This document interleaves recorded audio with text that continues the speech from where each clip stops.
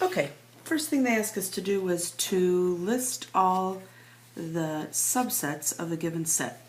So my set is kind of an odd array of 2, pi, 7, and e. All right, and they asked me to list all the subsets. So I like to go ahead and first list the empty set because that's always included. Then I'm going to list every element individually. So then there's 2, pi, 7, and e. So that's the first thing you do is list all the elements singly. After I always start with the empty set. Then I'm going to list every different list of 2. So we could have 2 and pi. We could have 2 and 7. We could have 2 and e. Then we could have pi and 7. And then we could have pi and e. And then we could have 7 and e. I think that is going to be all of the couple of them. All right, so that's all the 2. Then I have to do different groups of 3. So I can have 2, pi, and 7. I could have 2 and pi and e. I could have pi, 7, and e.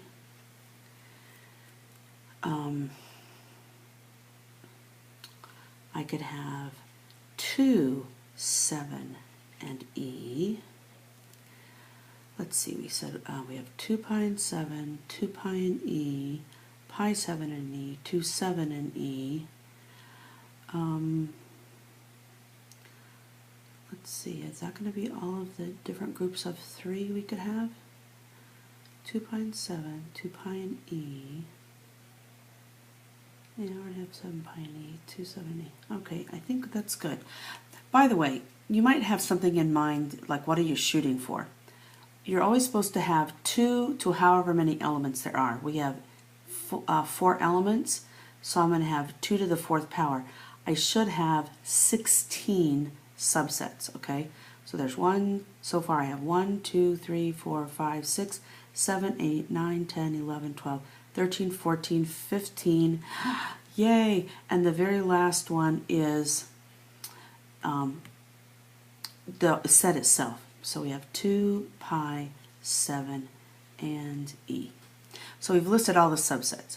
Remember, the subsets always include the empty set and the set itself, all of the elements individually, and then of course when there's 4 of them I do the each pair of them, and then the trios, the different ways you can arrange the trios. It doesn't matter which ones you put first, it just matters, it's just more like combinations. Alright, so there we go, listing all the subsets. Next, we're going to do, we have A is A, B, C, D, and E, B is A, B, E, and F, and C is D, E, F, and G. First thing they asked me to do is to find A union C. Okay, A union C. So what I do is I look at A and C, and I'm going to combine them. Now where they intersect, I just don't list them twice, okay? So to start with, I do have an A, and I do have a B, and I do have a C, and I do have a D. Actually, I have 2 Ds, and I have an E. So that was A, B, C, D, and E. Then I also have an F and a G.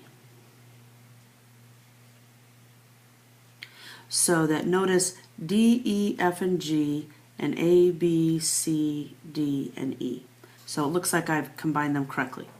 Now A intersection C is the list of only the things that they have in common. A intersection C. So what do they have alike? Well, they have D and they have E. So that is their intersection. The next thing they asked me is they said find A union B intersection C. So A, of course, is just A, B, C, D, and E, and that needs to be union with B intersection C. Well, what is B intersection C? What do they have in common? Well, they don't have an A in common, they don't have a B in common, they both have an E, and they both have an F. So this would be E and F. And so A union, because they said union here, that intersection. So my answer to this problem will be A, B, C, D, E, and F. All right, and then it says the intersection of B and A union C.